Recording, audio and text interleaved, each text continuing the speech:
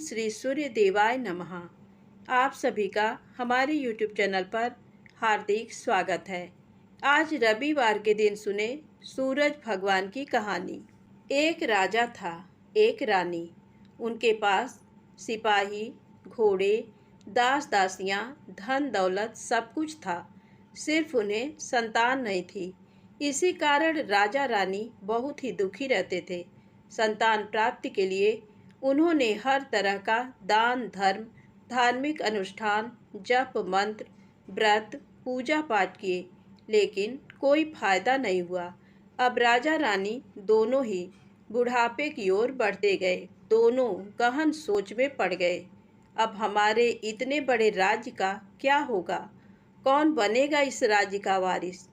कौन लेगा प्रजा की जिम्मेदारी? राजा रानी दिन रात इसी चिंता में घुलने लगे। उन्हें खाने पीने की भी सुध नहीं रहती। तो एक सुबह राजा के दरबार में एक साधु आता है। तो दासी रानी को इत्तिला करती है। तब वह दासी से कहती है, ये मेरा अंतिम दान धर्म है। इसके बाद मैं अपने हाथों से कोई दान धर्म नहीं करूँगी। रानी चावल भरा छाछ हाथ में लेकर बाहर आती है और साधु की झोली में भिक्षा डालने आगे बढ़ती है। तो उसके चेहरे पर छाई उद्विग्नता साधु की दृष्टि में आती है। वह उससे पूछता है, रानी साहिबा, क्या हुआ है? आप क्यों इतनी उदास हैं? तब रानी साधु को सारी हकीकत बताती है और सिसकने लगती है। उस पर वह साधु कुछ पल गंभीर हो जाता है और कहता है, चिंता मत करना रानी साहिबा, आपकी संतान की इच्छा पूरी हो जाएगी। आपकी कोख से एक पुत्र जन्म लेगा। मात्र वह 14 साल तक ही आप लोगों को मिलेगा। उसके आगे वह इस मृत्यु लोक में नहीं रह पाएगा। इससे बढ़कर आपको कुछ देना मेरे लिए संभव नहीं है। अपनी बात पूरी करते उसने अपनी झोली में हाथ डाला, थोड़ी सी भभूत निकालकर रानी को दी और कहा, आप और महाराज दोनों इसे बांटकर ग्रहण करना। तुम्हें जल्द ही पुत्र प्राप्ति होगी। इतना कहकर साधु अपनी राह चला गया। उसके जाने के बाद रानी सोचने लगी, 14 साल तो 14 साल ही सही। उतने समय के लिए हमें पुत्र मिलेगा, यही काफ़ी है। उतने साल तक मैं उसे जी जान से बड़ा करूँगी। उसे ढेर सारा प्यार दुलार दूंगी। अपनी संतान की मुराद पूरी करूँगी। उस रात अपना सारा राजकाज खत्म करके राजा जब रानी के महल में गए तो रानी ने राजा को सारी बात बताई और साधु की दी हुई भभूत राजा को दिखाकर बोली, साधु महाराज ने ये भभूत हम दोनों को ग्रहण करने को कहा है। राजा बोले, इतना दान धर्म किया, जप तप किया, कोई फल नहीं मिला। अब इस भभूत से हमें संतान प्राप्त होगी क्या? उस पर रानी बोली, जब इतना सब कुछ किया तो अब ये भी सही। खामख्वाह उस साधु के क्रोध को क्यों बुलावा दें? राजा को अब किसी पर विश्वास नहीं था, पर रानी को दुख न पहुँचे इसलिए वह राजी हो गया। राजा रानी दोनों नहाते धोते हैं, फिर अपने भगवान का नाम स्मरण करते हैं, अपने पुरखों को स्मरण करते हैं और उस साधु महाराज का नाम स्मरण करके वह भभूत बांटकर दोनों खाते हैं। उसके बाद दोनों निश्चिंत होकर सो जाते हैं। तो कुछ दिन गुजर जाते हैं और साधु द्वारा कहे अनुसार रानी गर्भवती हो जाती हैं। उस पर राजा रानी दोनों की खुशी गगन में नहीं समाती। राजा रानी से बोला, महारानी, सचमुच साधु महाराज की कृपा हो गई। तो 9 माह 9 दिन और 9 घंटे पूरे होकर रानी ने एक सुंदर गोरे चिट्टे पुत्र को जन्म दिया। राजा ने बड़ी धूमधाम से पुत्र का नामकरण किया। सारे राज्य में 8 दिन तक अन्न संतर्पण रखा, उत्सव मनाया गया। अब पुत्र की कुंडली देखने के लिए राज्य के सबसे विद्वान पंडित जी को बुलाया। तो कुंडली देखकर पंडित जी बड़े चिंतित हो गए। कहने लगे, महाराज, हमारा राजपुत्र सिर्फ 14 साल तक हमारे पास रहेगा। राजा को इस बात की भनक थी ही, रानी को भी। साधु महाराज की बात याद थी। दोनों चुप रह जाते हैं। उसके बाद राजा और रानी बड़े प्यार से बेटे की परवरिश करते हैं, उसकी हर ख्वाहिश पूरी करते हैं। थोड़े समय के लिए ही सही, भगवान ने संतान की अपनी मुराद पूरी कर दी। इससे वे समाधान मानते हैं। राजपुत्र दिन प्रतिदिन बड़ा होता है।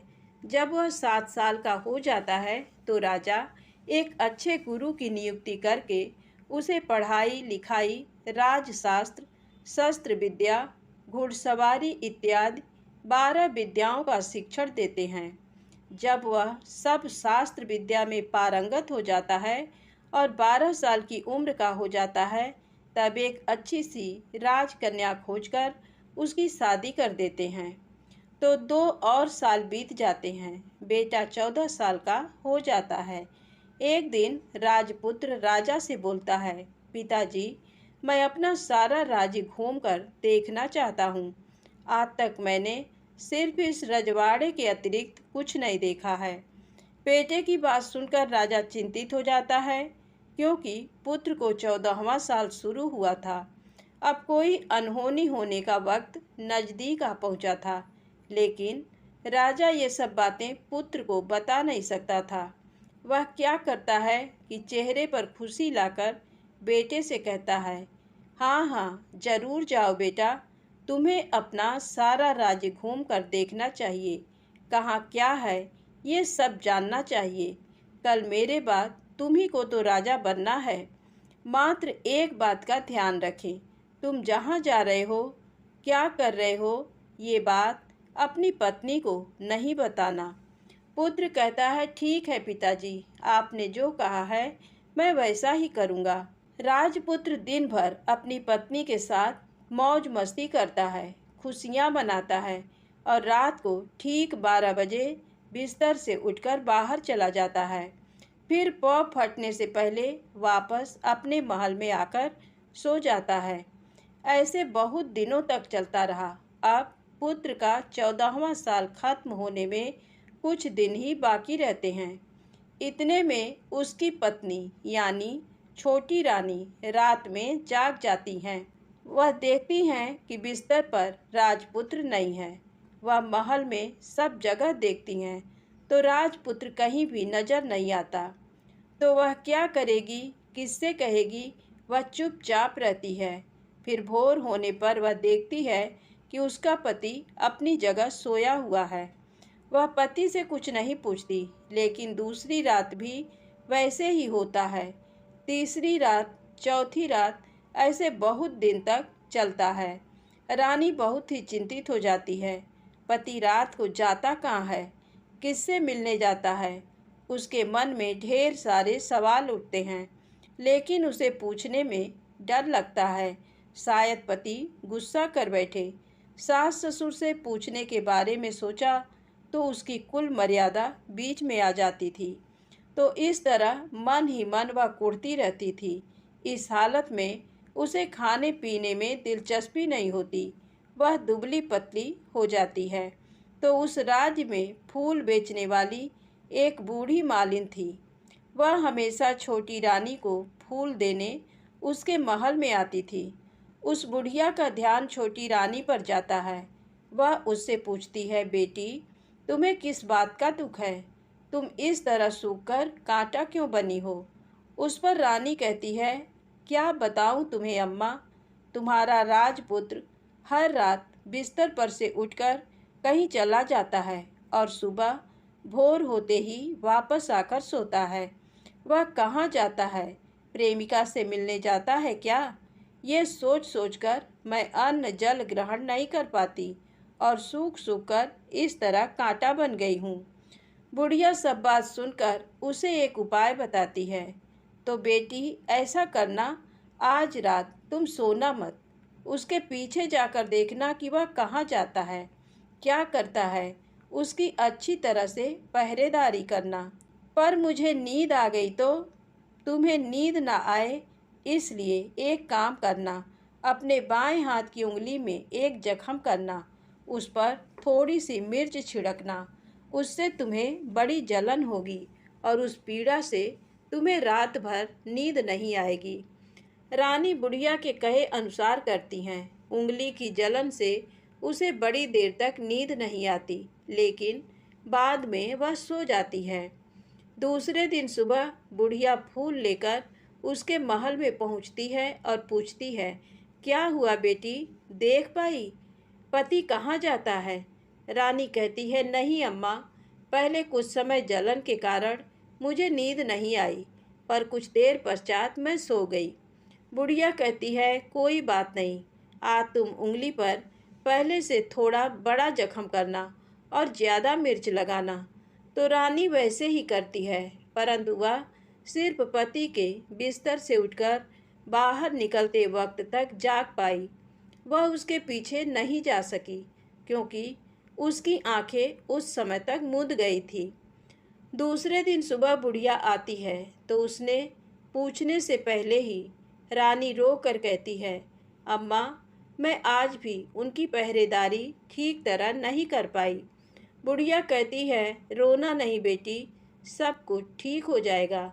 तुम आज रात जख्म और बड़ा करना और उस पर ज़्यादा मिर्च छिड़कना, और एक काम करना, वह जब जाने के लिए निकलता है तो उसका रास्ता रोकना।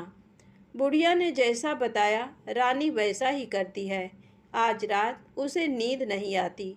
पति रात 12 बजे बिस्तर से उठकर जब महल से निकलने के लिए चलने लगता है तो वह बुढ़िया ने जैसे बताया वैसे ही करती है। दौड़ कर जाकर पति का रास्ता रोकती है और कहती है, कहाँ जा रहे हो, किससे मिलने जा रहे हो, मुझे बताओ। राजपुत्र उसे समझाने की बहुत कोशिश करता है। देखो, अगर मैंने तुम्हें वह बताया तो मैं तुम्हें दोबारा नहीं मिल पाऊंगा। रानी कहती है, कोई बात नहीं, ना मिल पाओ, लेकिन आप रात के समय कहाँ जाते हो ये मुझे पहले बता दीजिए। राजपुत्र निरुपाय हो जाता है। पत्नी की जिद के आगे उसकी एक नहीं चल पाती। ठीक उसी समय उसका 14वां साल खत्म होकर 15वां साल लगने वाला था। जो होता है वह हो जाने दो, वह सोचता है, और कुछ चावल मंत्रों से सिद्ध करके पत्नी को देकर कहता है, इन चावलों के दानों को दोनों हाथों की मुट्ठी में पकड़ना। पहले दाएं हाथ में पकड़े चावल मेरे ऊपर फेंकना। मैं कौन हूँ तुम्हें पता चल जाएगा। बाद में बाएं हाथ में पकड़े चावल मेरे ऊपर फेंकना। मैं जैसा था तुम्हें मिल जाऊंगा, लेकिन यदि तुम बाएं हाथ के चावल मेरे ऊपर फेंकना भूल गई तो मैं तुम्हें कभी नहीं मिल पाऊंगा। रानी ने कहा, नहीं भूलूंगी। रानी बड़े आत्मविश्वास के साथ कहकर दाएं हाथ में पकड़े चावल पति के ऊपर फेंक देती है तो राजपुत्र एकदम एक विशाल घोड़ा बन जाता है। एकदम उम्दा, सफ़ेद, गर्दन पर लंबी अयाल। देखते देखते वह तेजी से दौड़ने लगता है। रानी उस घोड़े को एकदम भौचक्की होकर देखने लगती है और पति ने बाएं हाथ के चावल फेंकने की जो बात कही थी वह भूल जाती है। उसकी आंखों के सामने घोड़ा महल से बाहर निकलकर चला जाता है। घोड़ा जो महल से बाहर जाता है तो वापस नहीं आता। अब रानी को बड़ा पश्चाताप होता है। वह स्वयं को कोसने लगती है, लेकिन अब उसका कोई फायदा नहीं होने वाला था। राजपुत्र अब वापस नहीं आने वाला था। सुबह होते ही महाराजा महारानी को सब बात पता चलती है। उन्हें बहुत दुख होता है। वे बिस्तर पकड़ते हैं और राह देखते हैं कि एक दिन उनका बेटा वापस आ जाए। इस तरह 1 महीना गुजरता है, 2 महीने गुजरते हैं, 3 महीने गुजरते हैं, आखिर 6 महीने पूरे होते हैं। राजपुत्र का कोई अता पता नहीं लगता। प्रधान राजपुत्र को ढूंढने के लिए राज्य के गांव-गांव सिपाही भेजता है, लेकिन उन्हें कोई सफलता नहीं मिलती। इधर रानी अपनी हठ के कारण पति गायब हो गया ये सोचकर स्वयं को मन ही मन कोसती हैं और प्रण लेती हैं कि कुछ भी करके पति को ढूंढ लाएंगी और उसे वापस घर लेकर आएंगी। एक दिन वह सुबह उठकर सास ससुर के महल में जाती हैं और कहती है कि मैं अपने पति की खोज में जा रही हूँ। महाराजा महारानी को और क्या चाहिए था, कुछ भी करके उनका बेटा उन्हें वापस मिलना चाहिए था। वे बहू को जाने की अनुमति देकर कहने लगे, बेटी तुम्हें जो चाहे वह करो, जहाँ जाना है वहाँ जाओ, लेकिन हमारे बेटे को वापस लेकर आओ। अब रानी अपना शाही वेश बदलकर एक सेठानी बन जाती है। कुछ दास दासियों को, कुछ नौकरों को साथ ले लिया, कुछ सामान साथ लिया और राज्य की सीमा पर जाकर वहाँ एक भोजनालय खोल दिया। वहाँ आने वाले सब यात्रियों को खाना मुफ्त में देने लगी। मात्र एक शर्त रखी कि खाने वाले को उसकी देखी कोई अजीब चीज उसकी मालकिन को यानी राजकन्या को बतानी पड़ेगी।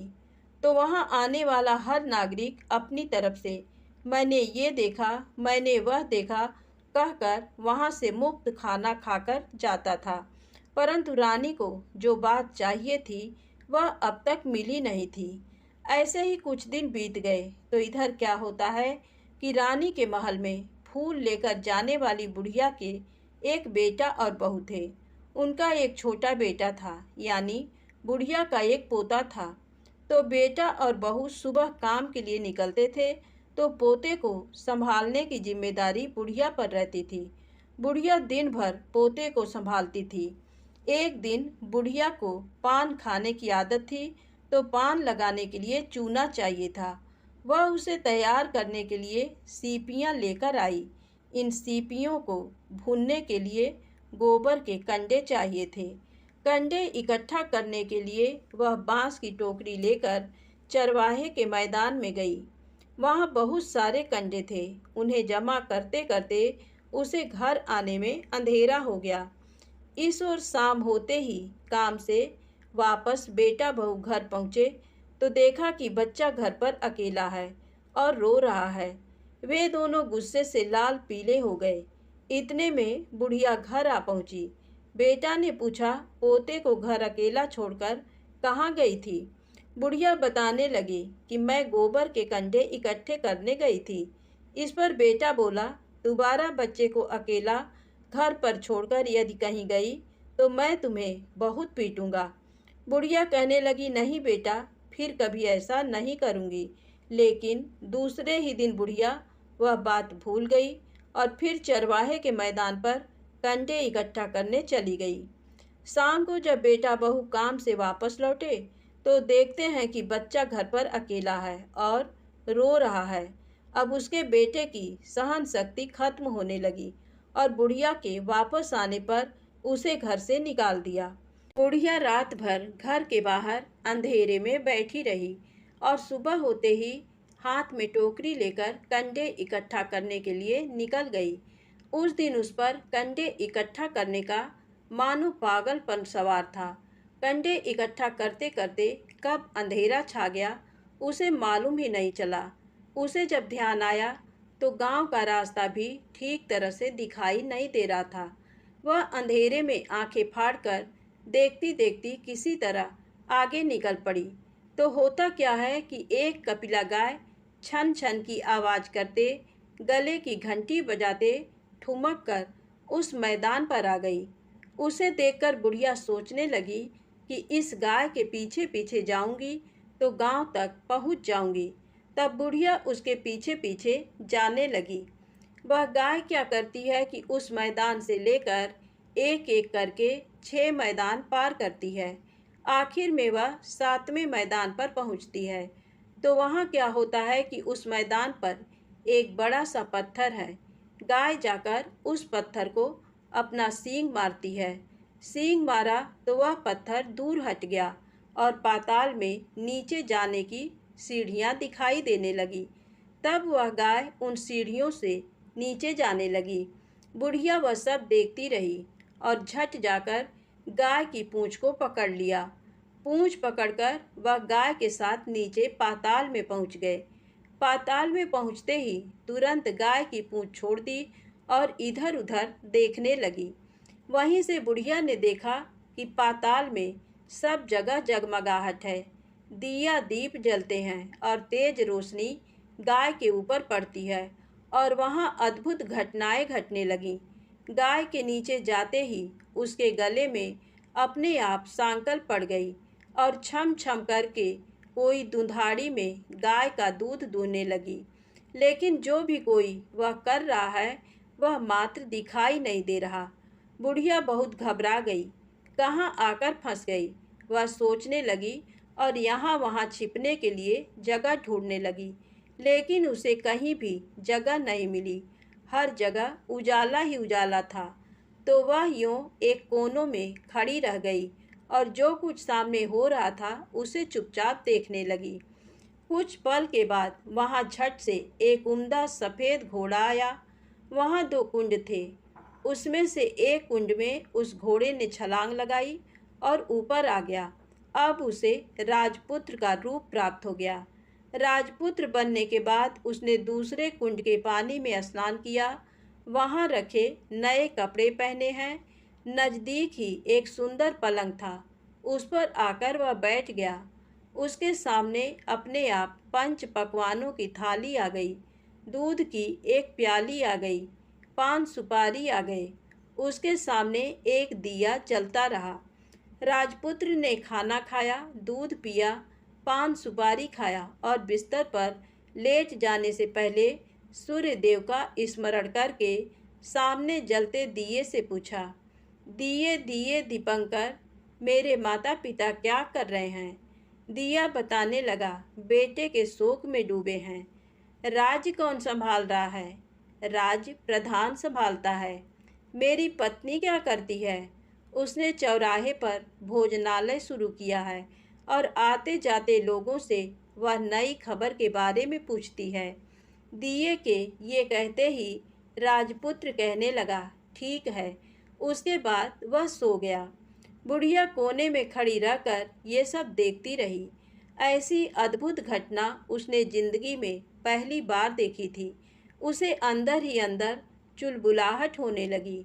वह अपनी भूख प्यास भूल गई और आगे क्या होता है कि उसे उत्सुकता से देखने लगती है। लेकिन उसके बाद और कुछ घटनाएं नहीं घटती। रात गुजर गई और सुबह हो गई। सुबह होने पर पलंग पर सोया राजपुत्र उठा और फिर से पहले वाले कुंड में छलांग लगाई। तो अब वह फिर से घोड़ा बनकर कुंड से बाहर आ गया। बाहर आते ही वह तेजी से उस पाताल नगरी से बाहर निकल गया। लेकिन वह कहाँ गया, बुढ़िया को कुछ पता नहीं चला। उसके बाद पिछली रात की तरह कोई उस गाय का छम छम करके दूध दोहने लगा। जैसे ही दूध दुहाना खत्म हुआ, उसके गले की सांकल अपने आप खुल गई और वह गाय तेजी से ऊपर जाने वाली सीढ़ियाँ की ओर भागने लगी। गाय को दौड़ते देखकर बुढ़िया सोचने लगी, अब गाय के साथ यहाँ से ऊपर जाना ही समझदारी है, नहीं तो कोई मुसीबत आकर मेरे ऊपर टपक जाएगी। झट से उसने गाय की पूंछ पकड़ ली और गाय के साथ ऊपर आ गई।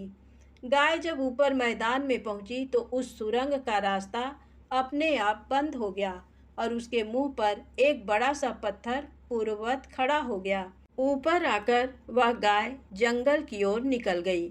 इधर बुढ़िया एकदम बावली सी हो गई। उसने पाताल नगरी में जो कुछ देखा वह जल्द से जल्द किसी को बताने के लिए उतावली हो उठी। उसे एकदम याद आया कि नगर की सीमा पर कोई औरत भोजनालय चलाती है और नई बात बताने वाले को अच्छा खाना पीना मुफ्त में देती है। वह सोचने लगी कि क्यों न मैं ये बात उस औरत को जाकर बताऊं। यदि उसे ये बात पसंद आ गई तो बाकी जीवन खाने पीने की झंझट से मुक्ति मिलेगी। बुढ़िया ने मन में तय किया और तुरंत उस भोजनालय के द्वार पर टंगे नगाड़े के सामने खड़ी हो गई और जोर जोर से नगाड़ा बजाना शुरू कर दिया। नगाड़े का इस तरह शोर सुनकर मालकिन यानी छोटी रानी मन में प्रसन्न हो जाती हैं कि शायद कोई बड़ी बात लेकर यहाँ आया है। रानी सिपाहियों को आदेश देती है, जाइए और जो कोई आया है उसकी अच्छी खातिरदारी कीजिए। आदेश पाते ही सिपाही नीचे दौड़ गए तो एक बुढ़िया नगाड़ा बजा रही है उन्होंने पूछा, क्यों री बुढ़िया, क्या हुआ, क्यों नगाड़ा बजा रही हो? बुढ़िया बोली, कुछ नहीं बेटा, यहाँ खाना मिलता है ना, इसलिए आई हूँ। खाना चाहिए, मिलेगा, लेकिन तुझे कोई नई बात बतानी पड़ेगी। हाँ, बताऊंगी। एक बात मालूम है मुझे। इस पर सिपाही उसे अंदर लेकर आए। उनको मालकिन का आदेश था कि जो कोई बूढ़ा बुजुर्ग वहाँ आए उनके साथ अच्छी तरह पेश आना, उनका अच्छा आदर आतिथ्य करना। तो सिपाही ने उस बुढ़िया का भरपूर आदर आतिथ्य किया। उसे बड़ी सी थाली भरकर व्यंजन परोसते हैं। बुढ़िया कुछ दिनों से भूखी थी, वह खाने पर टूट पड़ी। खाना खाने के बाद सिपाही ने उसे नई साड़ी पहनने को दी। उसके बाद उसे लेकर रानी के पास आए। बुढ़िया और रानी ने तुरंत एक दूसरे को पहचान लिया। बुढ़िया बोली, बेटी तुम? और रानी बोली, अम्मा तुम? बड़ी देर तक दोनों भांति भांति की बातें करती रहीं। आखिर कुंवरनी बुढ़िया से कहने लगी, अम्मा अब बताओ तुमने क्या नई बात देखी है? नई बात? मैंने कोई नई बात देखी नहीं है। वह तो मेरे पास तुम्हें देने के लिए खाने के पैसे नहीं थे, इसलिए मैंने झूठ कहा और नगाड़ा बजाया। रानी ने कहा, अम्मा घबराना नहीं, मैं किसी को तुम्हारा नाम नहीं बताऊंगी। फिर भी बुढ़िया मैंने क्या देखा, कब देखा करके आनाकानी करने लगी। इस पर कुंवरनी ने उससे कहा, देखो अम्मा, यदि तुमने मुझे वह नई बात बताई तो जिंदगी भर मैं तुम्हारी देखभाल करूंगी और तुम्हें रानी माता की तरह रखूंगी। अब बुढ़िया बताने को तैयार हो गई। उसने जो कुछ उस चारागाह वाले मैदान पर देखा था वह सब कुछ कुंवर रानी को बता दिया। बुढ़िया की वे बातें सुनकर कुंवरनी को यकीन हो गया कि वह राजपुत्र उसी का पति है। वह तुरंत बुढ़िया से कहने लगी, अम्मा मुझे उस जगह पर ले चलो। नहीं बेटी, वह पाताल राज्य है, सांप है। यदि किसी ने तुम्हें देख लिया तो तुम्हारी जान खतरे में पड़ सकती है। लेकिन रानी उसकी एक भी नहीं सुनती। उसे उस जगह ले जाने के लिए हठ करने लगी। आखिर में बुढ़िया ने उसका कहना मान लिया और कहने लगी, ठीक है, मैं तुम्हें वहाँ लेकर चलती हूँ, पर आज नहीं कल। वहाँ जाना है तो शाम को ही जाना होगा। तो दूसरे दिन दोपहर को रानी बुढ़िया के साथ उस मैदान पर गई और एक जगह छुपकर गाय के आने की राह देखने लगी। दिन ढलते ही अंधेरा घेरने लगा और गाय हमेशा की तरह वहां आ गई। मैदान के उस कोने में जाकर उसने पत्थर पर सींग मारा तो झट से पत्थर हटकर वहां सुरंग में जाने का रास्ता खुल गया। गाय उस रास्ते से नीचे उतरने लगी तो बुढ़िया रानी से कहने लगी, जल्दी आगे बढ़ो, हम गाय की पूंछ पकड़कर नीचे उतरेंगे। तो दोनों गाय की पूंछ पकड़कर नीचे उतर गईं। बुढ़िया पहले जिस कोने में छिपी थी उस कोने में छिप गई। अब नीचे सब कुछ पहले जैसा घटित हो रहा था। गाय के गले में अपने आप सांकल पड़ गई। कोई अदृश्य रूप से उसका दूध दूहने लगा। एक सफ़ेद उम्दा घोड़े ने आकर एक कुंड में छलांग लगाई तो राजपुत्र के रूप में ऊपर आया। वह राजपुत्र दूसरे कुंड में नहाने लगा। बाद में उसके सामने खाने की थाली आ गई, दूध की प्याली आ गई, पान बीड़ा आ गया। राजपुत्र सब ग्रहण करके सोने के लिए पलंग पर गया तो सोने से पहले सूर्य देव का स्मरण करके वह दिए से पूछने लगा, दिए दिए दीपंकर, मेरे माता पिता क्या कर रहे हैं? तो दिया कुछ जवाब नहीं देता बल्कि वह बुझने लगता है। तब राजपुत्र को कुछ अघटित हुआ है इसका संदेह हो गया है। वह उदास हो गया और जो कुछ हुआ है वह हो जाने दो ऐसा सोचकर सोने के लिए बिस्तर पर लेट गया। अब रानी का संयम छूट गया। वह दौड़कर पति के पास गई और उसके पैर पकड़ने के लिए आगे बढ़ने लगी। राजपुत्र तुरंत ही पत्नी को पहचान गया। वह झट से पीछे हट गया और चिल्लाने लगा, नहीं नहीं, मुझे मत छूना, सर्वनाश हो जाएगा। रानी दोनों हाथ जोड़कर पति से अपनी भूल स्वीकार करने लगी। स्वामी, मुझसे भूल हो गई। मुझे आपसे नहीं पूछना चाहिए था कि आप रात को कहाँ जाते हो। मैं अपनी भूल स्वीकार करती हूँ। मुझे मेरी भूल की सज़ा मिल गई है। अब आप घर चलें। आपके वियोग में आपके माता पिता ने बिस्तर पकड़ लिया। आपकी प्रजा भी बहुत दुखी है। उस पर राजपुत्र कहने लगा, वही तो एक बार तुम गलती कर बैठी हो, अब दोबारा मत करना, नहीं तो अब मैं तुम्हें जो दिख रहा हूँ वो अभी नहीं दिखूंगा। रानी अब विलाप करने लगी, जोर जोर से जमीन पर सिर पटकने लगी। राजपुत्र के मन में उसके प्रति दया उत्पन्न हो गई। वह उससे कहने लगा, यदि तुम मुझे पाना चाहती हो तो तुम्हें एक काम करना होगा। काम कठिन है, लेकिन वह तुम्हें अकेले करना होगा। रानी ने कहा, कहो स्वामी, कितना भी कठिन काम हो मैं वह पूर्ण करूंगी। रानी कहने लगी। इस पर राजपुत्र ने उसे बताया, इस पाताल से ऊपर जाते ही तुम्हें एक घना जंगल नजर आएगा। ऐसे 6 जंगल पार करने के पश्चात 7वां जंगल मिलेगा। वह जंगल सबसे घना है। उस जंगल में बीचों बीच एक पीपल का पेड़ है। उसके आसपास की जगह पत्ते, फंदे, जटाएं, कांटे इत्यादि से ढक चुकी हैं। वहाँ बाघ, शेर, भालू, सांप सभी धमा चौकड़ी बैठती है। तुम्हें उन सबको भगाकर वह जगह साफ करनी है। उसको गोबर से लिपाई करके पवित्र बनाना है, रंगोली से सजाना है। उसके बाद वहाँ धूप, कपूर, अगरबत्ती जलानी है। फूल, कुमकुम से पेड़ की तने की पूजा करनी है। दूध दही से बने चावल का भोग चढ़ाना है। ये सब तुम्हें दोपहर को 12 बजने के पहले करना है। 12 बजने के समय तुम्हें उस जगह पर बैठकर सूर्य भगवान का ध्यान करना है। ठीक 12 बजे सूर्य भगवान का रथ वहाँ उतरेगा। वे वह सब देखकर खुश हो जाएंगे और कहेंगे, जिस किसी ने ये सब किया है उसे मैं मनचाहा फल दूंगा। तो तुम सामने जाकर उसके रथ का दाहिना घोड़ा मांगना, मैं तुम्हें मिल जाऊंगा। इतनी बात कहकर राजपुत्र अपने पलंग पर सो गया और छोटी रानी भोर होने की राह देखने लगी। भोर होते ही वह बुढ़िया के साथ गाय की पूंछ पकड़कर ऊपर आ गई। ऊपर आने के बाद वह बुढ़िया से कहने लगी, अम्मा, अब मैं अकेले ही आगे जाऊंगी, तुम भोजनालय वापस जाओ। वह जंगल में जाकर राजपुत्र की बताई जगह ढूंढने लगी और स्वयं आरी से वह जगह साफ कर दी। बाद में राजपुत्र ने जैसे बताया वैसी लिपाई पुताई करके वापस आ गई। दूसरे दिन पौ फटने से पहले उठी और जंगल में उस जगह पहुंची। वहां जाकर इत्र, गुलाब का पानी छिड़ककर वह जगह सुगंधित की। धूप अगरबत्ती जलाकर उसे पवित्र किया और पूजा की। सब सामग्री वहां तैयार रखकर सूर्य भगवान का ध्यान करने बैठ गई। जैसा कि पति ने बताया था, दोपहर को ठीक 12 बजे सूर्य भगवान का रथ उस पीपल के पेड़ पर आकर रुका है।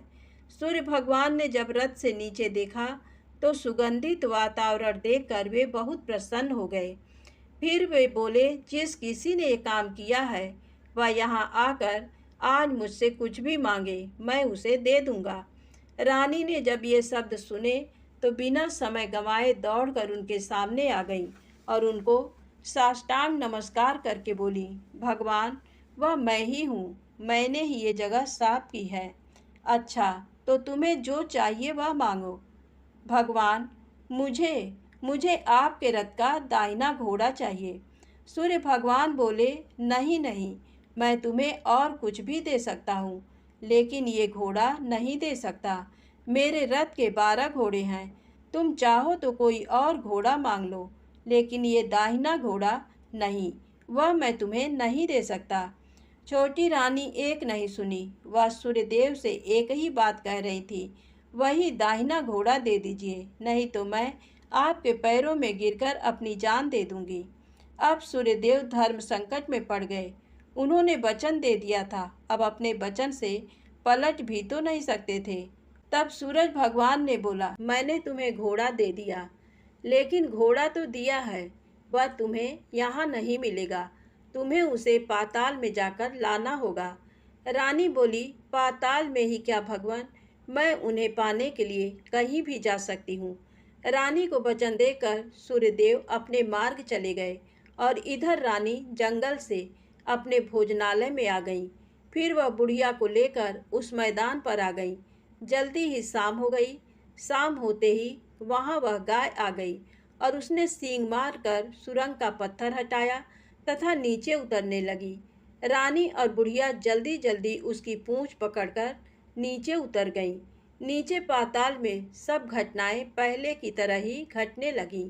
घोड़े का एक कुंड में नहाकर राजपुत्र बन जाना, नहा धोकर पलंग पर जाकर बैठना, तो उसे खाने की थाली, दूध की प्याली आना, पान बीड़ा आना। लेकिन आज एक बात नई घटी। आज दो दो थाली, दो दो दूध की प्याली, दो दो पान बीड़े उसके सामने आए। वह कुछ नहीं बोला। अपने हिस्से की थाली खाकर, दूध पीकर और पान बीड़ा चबाकर वह सोने चला गया और हमेशा की तरह दिए से पूछने लगा, दिए दिए दीपंकर, मेरे माता पिता क्या करते हैं? दिया ने बताया, वे दोनों तुम्हारे शोक से मरने की स्थिति में पहुंच गए हैं। ऐसा झट से उसकी आंखों से आंसू टपकने लगे। फिर वह पूछने लगा, दिए दिए दीपंकर, मेरा राज्य कौन चला रहा है? तुम्हारा राज्य प्रधान चला रहा है और वह सब कुछ हड़प चुका है। वह प्रजा पर बहुत अत्याचार कर रहा है। सुनकर राजपुत्र को बहुत गुस्सा आया। वह गुस्से से अपनी मुट्ठी भींचने लगा। अब वह पूछने लगा, दिए दिए दीपंकर, मेरी पत्नी क्या कर रही है? अब दिया कुछ नहीं बोला, चुप रहा। अब रानी का संयम जवाब दे गया। वह दौड़कर पति के गले लग गई। अब मैं तुम्हें मिल गया, राजपुत्र कहने लगा। सच कहते हो? अब आप फिर से घोड़ा तो नहीं बनेंगे? नहीं, दोबारा घोड़ा नहीं बनूंगा। तुमने जो इतने सारे कष्ट उठाए हैं मुझे पाने के लिए, इसलिए सूर्यदेव ने मुझे सदा के लिए घोड़े के जन्म से मुक्त कर दिया है। राजपुत्र ने बड़े प्यार से कहा और उसे गले लगाया, उसके आंसू पोंछे। कुछ देर पश्चात भोर हो गई तो गाय की श्रृंखला टूटकर वह ऊपर भूलोक जाने लगी। रानी, राजपुत्र और बुढ़िया उसकी पूंछ पकड़कर ऊपर आ गए। ऊपर आने पर वे सीधे भोजनालय में पहुँचे। वहाँ का सब सामान लोगों में बांट दिया और उसको ताला लगाकर अपने राज्य में लौट गए। राजपुत्र वापस आता और उसके तेवर देकर प्रधान घबरा गया। राजपुत्र ने उसे बंदी बनाकर कैद खाने में डाल दिया और राज्य की बागडोर अपने हाथ में ले ली।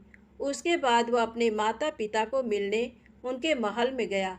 तब राजपुत्र क्या देखता है कि उसके माता पिता उसके शोक में अस्थिपंजर बने हुए हैं।